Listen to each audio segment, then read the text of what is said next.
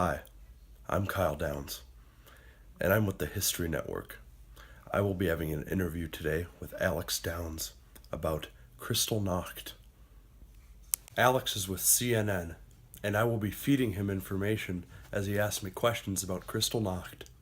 Hi guys, my name is Alex Downs. I'm here to interview Kyle Downs here about Kristallnacht. Kyle, what's one word that you would use to describe Kristallnacht?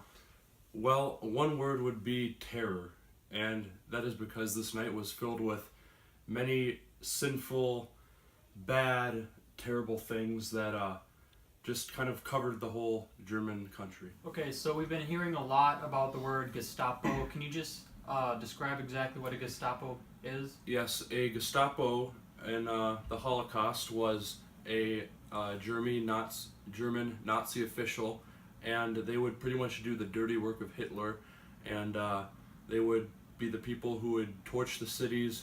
They would go through raiding, they would capture men and women and bring them to concentration camps. So exactly when and where did Kristallnacht take place?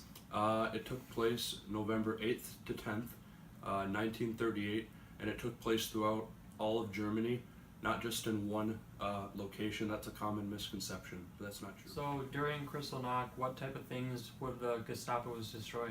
Well, the Gestapo's really, their goal was to destroy anything that was Jewish made or Jewish ran. So they focused Jewish businesses, Jewish hospitals. They focused the Jewish hospitals because they knew that other hospitals would not take in and help the injured Jews from that night that they would have beaten and hurt. So if they could get rid of the hospitals, then they would just think of it as killing them off more.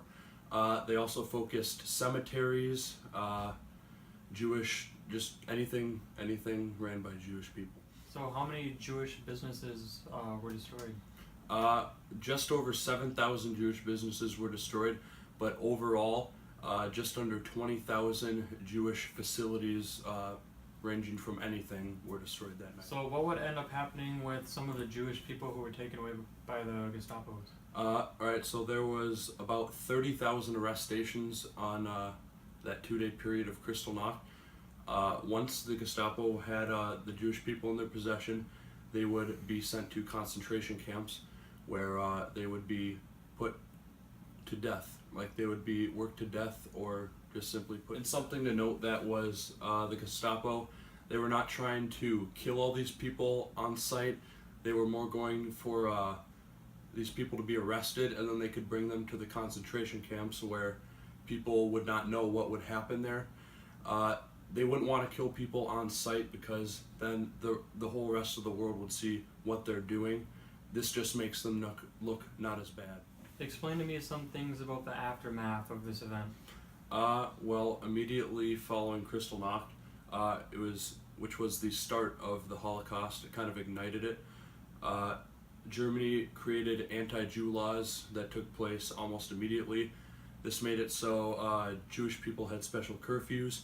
They had they would not be allowed to be in public places, kind of like a segregation. Also, immediately following Kristallnacht, 17,000 Polish Jews were expelled from school. So what the German government's idea was behind expelling 17,000 Jews was to hopefully not let them get smarter. So they pretty much did anything they could to dehumanize them, and if they could not have a proper education, that would just be one more thing that they could do to make sure that happens. Another negative about the aftermath of Kristallnacht was that businesses that were ran by Jews were closed on Kristallnacht and destroyed.